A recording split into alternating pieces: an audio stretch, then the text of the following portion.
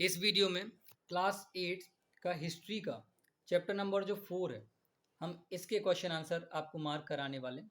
तो आप वीडियो को पॉज करके आराम से देखिएगा, मार्क कर लीजिएगा और उसके बाद neat and clean hand writing में क्वेश्चन आंसर लिख लीजिएगा। ठीक है, तो क्वेश्चन आंसर पर हम आते हैं। बैक एक्सरसाइज में आपने अच्छा पार्टिसिपेशन किया था क्लास में, फिर भी इन एनी केस यदि किसी का रह गया, नहीं कर पाए, ठीक है, तो वो यहाँ से आप देख लीजिएगा। ये देखिए, ये रहा आपका MCQ। हम इसको एक बार ऊपर से नीचे लाते हैं। ठीक है, इसके बाद ये फिफ्थ हो गया, ये मैच द कॉलम हो गया, ये ट्रू फॉल्स हो गया फर्स्ट सेकंड, ये आपका थर्ड फोर्थ एंड फिफ्थ हो गया, फिल इन द ब्लैंक्स हो गया। इसके बाद क्वेश्चन आंसर पर आते हैं। तो फर्स्ट क्वेश्चन देखिए ई का, who was responsible for the collection of revenue in the villages before the coming of the British. तो ब्रिटिश के आने से पहले आपका जो रेवेन्यू का जो कलेक्शन था उसके लिए कौन रिस्पॉन्सिबल था, कौन कलेक्ट करता। तो ये फर्स्ट पैरा में दिया हुआ है, फर्स्ट पेज के, ठीक है, चैप्टर जहाँ स्टार्ट हो रहा है। तो क्या है, विलेज हेडमैन। तो आप आंसर कैसे लेके स्टार्ट करेंगे, विलेज हेडमैन वॉज रिस्पॉन्सिबल से लेके ब्रिटिश तक लिख दीजिएगा। ये हो गया first answer. Second, name the new land revenue policies introduce by the British. हमको जो लैंड रेवेन्यू पॉलिसीज ब्रिटिश ने इंट्रोड्यूस की थी, ठीक है, किसानों को परेशान करने के लिए, ज़्यादा से ज़्यादा लूट करने के लिए, वो कौन सी पॉलिसीज थी। पेज नंबर 26 पर। तो आप मार्क करिएगा, the new land revenue policies introduce by the British were. ये पेज नंबर बुक में लिख लीजिएगा ताकि फाइंड करने में ईजी रहे, आसानी रहे आपको, है ना। पेज नंबर 26 पर आते हैं। तो पेज नंबर 26 ये रहा आपका रिकैप पोर्शन। इसमें यहाँ से मार्क कर लीजिए जो दिख रहा है आपको, द परमानेंट सेटलमेंट से लेके महलवारी, ये तीनों नेम है, the permanent settlement, Ryotwari settlement and the Mahalwari settlement. Then number third question पर आते हैं, who introduce the permanent settlement. ये भी आपको ऑलरेडी मालूम है, ठीक है। तो इसका आंसर क्या है, लॉर्ड कॉर्नवालिस। तो क्वेश्चन से लिखेंगे आप, पहले लॉर्ड कॉर्नवालिस लगाएंगे, फिर क्वेश्चन से इंट्रोड्यूस से लेके यहाँ तक सेटलमेंट। ये हो गया number 3। Then number 4, what is meant by the commercialisation of agriculture. इसका आंसर पेज नंबर 22 पर है। तो पेज नंबर 22 पर हम आते हैं। यहाँ की टर्म्स में देखिएगा, ये रहा, यहाँ से लेके यहाँ तक, बस आप यहाँ पर मीन्स लगा लीजिएगा, एग्रीकल्चर के बाद मीन्स, ठीक है। ये हो गया हमारा E4। देन नंबर क्वेश्चन 5 पर आते हैं।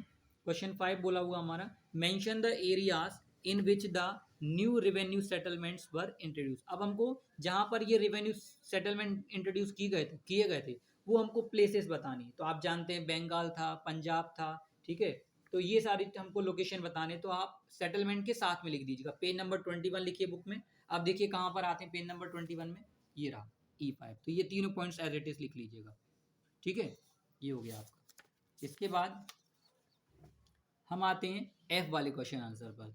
तो फर्स्ट क्वेश्चन है, why was it more profitable to grow commercial crops. Page number 23 लिख लीजिए। पेज नंबर 23 पर आएंगे कि ये जो कमर्शियल क्रॉप जो था उसको ग्रो करना क्यों प्रॉफिटेबल था इनके लिए, ब्रिटिश के लिए। तो पेज नंबर 23 पर ये रहा, द ब्रिटिश प्रेफर्ड दीज की जगह दा कर लीजिए, the British preferred the commercial crops for the following reasons.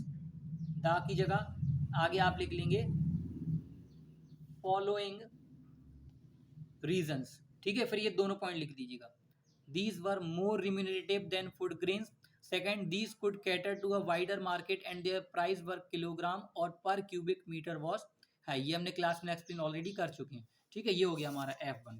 Then F2 बोला हुआ, how were peasants reduced to being landless labourers in the colonial period. तो पीजेंट्स यानी जो फार्मर्स है, उनकी कंडीशन कैसे, वो मतलब उनके पास खुद का लैंड होता था और लैंडलेस लेबर्स में कैसे कन्वर्ट हो जाते थे, वो कंडीशंस कॉलोनियल पीरियड यानी ब्रिटिश के टाइम पर, जब हमारा कंट्री एक प्रकार का गुलाम था। तो पेज नंबर 24 लिखा हमने। पेज नंबर 24 पर आते हैं, ये वाले पैराग्राफ पर, प्लाइट ऑफ द पीजेंट्स। यहाँ मार्क कर लीजिए, फर्स्ट पॉइंट आप एग्रीकल्चर से लेके फार्मर्स तक, सेकंड पॉइंट आपका बट से लेके अपीयर्ड, थर्ड पॉइंट इफ से लेके यहाँ लेबरर्स तक। ये हो गया आपका F2, ठीक है। इसके बाद हम F3 क्वेश्चन पूछा हुआ, what was the long term effect of the permanent settlement. तो परमानेंट सेटलमेंट का लॉन्ग टर्म इफेक्ट क्या रहा, पेज नंबर 22 पर आते हैं। पेज नंबर 22 पर यहाँ देखिए लिमिटेशन वाले पैराग्राफ में, फर्स्ट पॉइंट यहाँ से इट से लेके ब्रिटिश तक। अब यहाँ इट की जगह चेंज कर लीजिएगा, फर्स्ट टाइम लिखेंगे आप तो परमानेंट सेटलमेंट लिखिएगा, ठीक है। इसके बाद सेकंड पॉइंट में द परमानेंट सेटलमेंट की जगह आप इट लिख लीजिएगा, क्योंकि एक बार ऑलरेडी हमने परमानेंट सेटलमेंट यूज कर लिया, तो लिख दीजिएगा it was a heavy and oppressive assessment. और थर्ड पॉइंट आपका ये रहा, इन से लेके गवर्नमेंट तक, और फोर्थ पॉइंट आपका बाय से लेके रिमेन्ड फिक्स तक। ये हो गया F3 आंसर, ठीक है। इसके बाद फोर्थ पर आते हैं, question number 4, name a few causes of the peasant revolt. तो किसानों ने जो रिवोल्ट किया, विद्रोह किया ब्रिटिश के ये आपकी जो new revenue policies, new land revenue policies थी उसके विरोध में, तो वो क्या क्या रीजन थे वो लिखने हैं। तो पेज नंबर 24, आप 24 पर आ जाते हैं। ये देखिए, ये रहा पीजेंट रिवोल्ट्स वाले पैराग्राफ में। तो यहाँ आप पूरा मार्क कर लीजिए, यहाँ से द एनेक्सेशन से लेके 19th सेंचुरी, ठीक है। ये इसमें लिख दिया रीजंस का पूरा, ये हो गया। देन F5 देखिए, how did the Indigo cultivators protest against the harsh treatment mated out by the planters.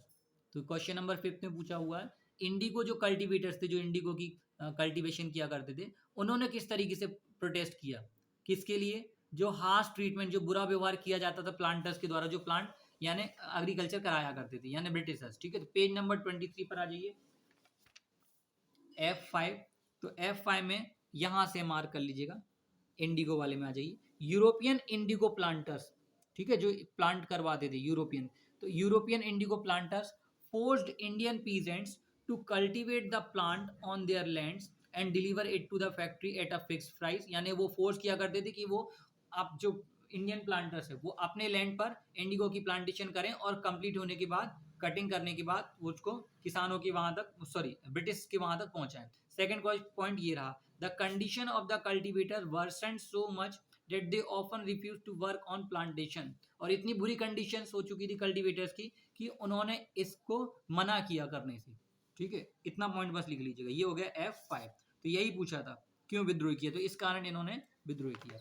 Then G में, how did the character of the peasant rebellions change in the 20th century. तो peasants का, ये किसानों का जो character है, व्यवहार है, वो 20th सेंचुरी तक इनका जो रिवोल्ट था वो किस प्रकार का चेंज हो गया, रिविलियंस, रिवोल्ट करने का। तो पेज नंबर 24 पर हम आ जाते हैं, G1। ये देखिए, changing nature of peasant revolt in the 20th century. इसमें फर्स्ट पॉइंट मार्क कर लीजिए, ये रहा, ठीक है। सेकंड पॉइंट आपका ये लिख लीजिए, इन उत्तर प्रदेश से लेके आपका जमींदारी सिस्टम। फिर ये थर्ड वाला इन बिहार से लेके 1929। और fourth point the no revenue से लेके आपका यहाँ तक, रिवीजन तक, ठीक है। ये पॉइंट है, ऑलरेडी हमने डिस्कस कर चुके हैं। Then number second, how were the Ryotwari and Mahalwari settlements different from the permanent settlement. Page number 22 पर, यानी रैयतवारी और जो महलवारी सेटलमेंट्स है, ये दोनों परमानेंट के कंपेरिजन में किस तरीके से डिफरेंट थे। तो इस क्वेश्चन में हम रैयतवारी और महलवारी के बारे में डिस्कस करेंगे। पेज नंबर 22, पेज नंबर 22 पर आइए, यहाँ देखिए रैयतवारी, ठीक है। तो जी का जो आंसर यहाँ से स्टार्ट हो रहा है, आप फर्स्ट पॉइंट यहाँ से लिखेंगे, इन रैयतवारी, ये लिख दिया हमने आगे, इन ryotwari there were no zamindars और other intermediaries with whom the settlement could be carried out. पहला इसमें कि जमींदार वगैरह नहीं होते थे या कोई इंटरमीडियरीज नहीं रहते थे।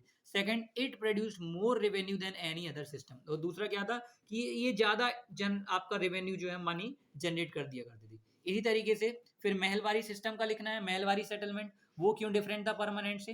तो इसके देखिए, आप ये फर्स्ट पॉइंट लिखेंगे, मतलब थर्ड पॉइंट लिख दीजिएगा direct. In the Mahalwari system a settlement was made with a group of villages collectively called महल, ये हो गया। और इसी में आगे द लैंड से लेके रेवेन्यू तक, ये हो गया आपका G2, ठीक है। तो इस तरीके से आपके जो क्वेश्चन आंसर है ये हमने सारे मार्क कर लिए। इसके बाद भी यदि किसी को कोई प्रॉब्लम जाती है तो पर्सनली जो ग्रुप में जुड़े हुए वो मैसेज कर दीजिएगा, ठीक है। Neat and clean hand writing में कंप्लीट कीजिएगा आपके नोट्स। Okay, thank you.